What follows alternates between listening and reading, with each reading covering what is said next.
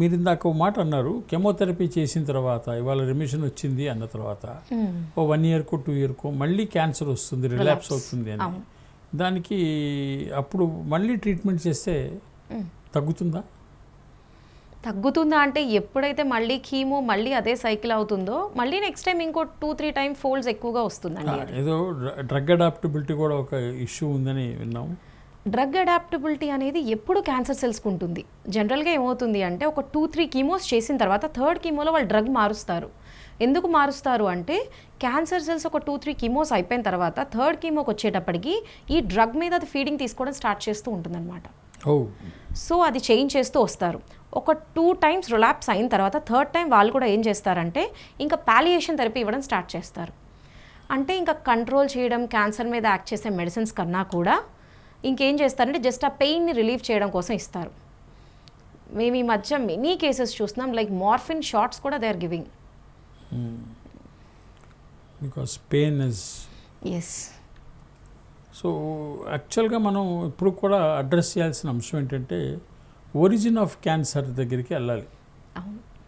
దాన్ని ప్రివెంట్ చేయాలంటే, క్యాన్సర్ రాకుండా ఉండాలంటే వ్యాధి పరిష్కారం ట్రీట్మెంటు ఇవి ఒక ఎత్తి అయితే, వ్యాధి రాకుండా నిరోధించడానికి తీసుకోవాల్సిన జాగ్రత్తలు. ఎస్, వ్యాధి రాకుండా అంటే ఫస్ట్ ఇందాక నేను చెప్పినట్టు ఆలోచనలు తగ్గించుకోవాలి. ఏ మ్యాటర్ని ఎంతవరకు తీసుకోవచ్చు అనేది ఫస్ట్ దాని మీద దృష్టి అనేది ఉండాలి. సెకండ్ థింగ్, మన ఇమ్యూనిటీని ఎలా కాపాడుకుంటున్నాం అనేది చూడాలి.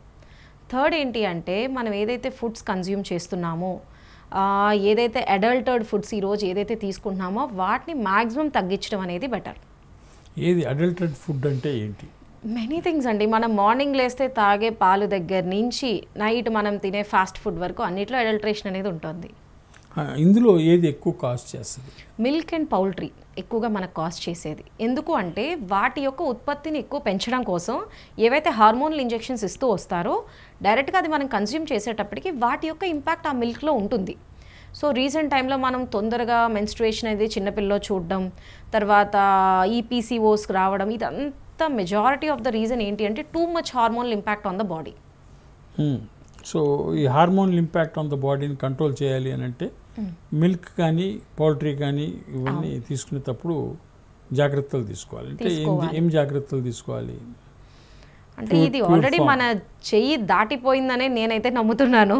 అంత ప్యూర్ ఫామ్ అని చెప్తున్నా కూడా కాదని చెప్పి ఉన్న వాటిలో ది బెస్ట్ చూసుకుని అంత అడల్ట్ అవ్వంది సెలెక్ట్ చేసుకోవడం ఈజ్ బెస్ట్. అంటే కాస్ట్ ఫ్యాక్టర్ అవుతుంది కదా?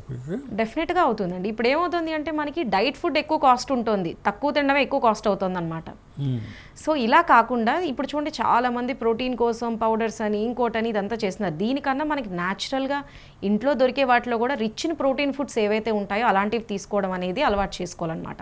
అంటే ఒక దానికి కాస్ట్లీగా ఉండేదానికి ఆల్టర్నేటివ్ ఏదైతే ఉందో అది చూస్ చేసుకుని తీసుకోవచ్చు.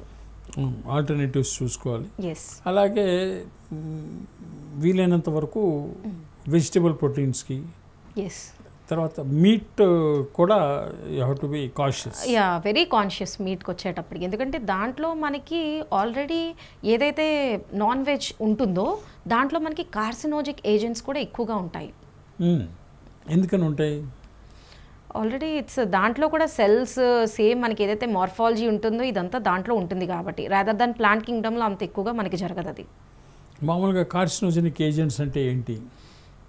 అది మనం తీసుకోవడం వల్ల ఏమవుతుంది అంటే అగైన్ క్యాన్సర్ వచ్చే ఛాన్సెస్ అనేవి మల్టిప్లై అవుతాయి మనకి. సిల్వర్ నైట్రేట్ వాడితే ఎలా ఉంటుంది? దీనికి మెనీ థింగ్స్ ఉన్నాయండి. ఒకప్పుడు ఎవరి ఇంట్లో చూసినా కూడా మనం చెప్తే వైట్ కలర్ గిన్నెల్లోనే వంట వండుకోవడం అనేది స్టార్ట్ చేస్తూ వచ్చేవాళ్ళు. ఓకే, రీసెంట్ టైమ్స్లో మనకు అది కంప్లీట్గా మారిపోయి మ్యాక్సిమం అందరూ ఇంట్లో నుంచి అవి తీసేస్తారు. ఇది ఎందుకు అంటే దీనివల్ల మీరు ఎప్పుడైనా చూడండి, ఫస్ట్ కొన్నప్పుడు ఒక వెజిల్ ఒక వెయిట్ ఉంటుంది మనం తీసుకున్నప్పుడు, అది కొన్ని ఇయర్స్ అయిన తర్వాత ఆ వెయిట్ అంతా రెడ్యూస్ అయిపోతుంది. పర్టికులర్గా ఈ సిల్వర్ నైట్రేటే ఏమవుతుంది అంటే కంటిన్యూస్ కుకింగ్లో హీటింగ్లో అదంతా కూడా మనం వండే వంటల్లో అది మిక్స్ అవుతూ వస్తుందన్నమాట. సో దీనివల్ల ఫస్ట్ సిమ్టమ్ ఏది మనం అబ్జర్వ్ చేయొచ్చు అంటే obstinate constipation. So over the years ఏమవుతుంది అంటే వాళ్ళకి కాన్స్టిపేషన్ అనేది స్టార్ట్ అవుతుంది. అగైన్ దాంతోపాటు ఇట్స్ ఎ మెటల్. ఆ మెటల్ మళ్ళీ మన బాడీలో మన కిడ్నీస్కి ఇదంతా హెవీ చేస్తుంది అన్నమాట. అంటే నానో పార్టికల్స్ని మెడిసిన్గా తీసుకుంటే అలా ఉంటుంది. నానో పార్టికల్స్ ఇలాంటివి తీసుకోకూడదు మనం, మెటల్స్ అవి కూడా. అగైన్ కిడ్నీస్ మీద అవి చాలా హెవీ ఉంటాయి. కిడ్నీస్ కాంట్ ఫిల్టర్ అవి ఎప్పుడు కూడా. కిడ్నీస్లో నెఫ్రాన్స్ అనేవి చాలా టైనీ యూనిట్స్, అవే మన ఫిల్టరేషన్కి యూజ్ అవుతాయి. ఎప్పుడైతే ఇంత హెవీ మెటల్స్ హెవీ ఇవంతా ఇచ్చేటప్పటికి ఏమవుతుంది అంటే అవి ఆ లోపల ఉన్న నెఫ్రాన్స్ని డ్యామేజ్ చేస్తాయి. So again kidney complaints, any mode of metal is not good. Not good. Even metal leachate also not good. Metal leachate అంటే మనం అంతా రాగి గిన్నెల్లో నీళ్లు పెట్టుకుని తాగటం అలవాటు. ఇది ఎక్స్పెక్టింగ్ ఏంటి, రాగి లీచ్ అవుద్ది అని. So leachate of the copper leachate. Copper leachate వల్ల డయాబెటీస్ కంట్రోల్ అవుద్ది ఏమైనా కాకపోయినా. So but up to what extent? రోజు మొత్తం రాగి బిందులో తాగాల్సిన అవసరం లేదు. ఎవరికైతే డెఫిషియన్సీ ఉంటుందో వాళ్ళు తాగితే పర్వాలేదు. డెఫిషియన్సీ లేని వాళ్ళు తాగితే అగైన్ అది బాడీలో హైపర్ డిపాజిషనే అవుతుంది మనకి. సో థ్యాంక్స్ అ లాట్ అండి, మీరు చాలా విషయాలు మాకు షేర్ చేశారు ఇవాళ. So let's meet again. Thank you.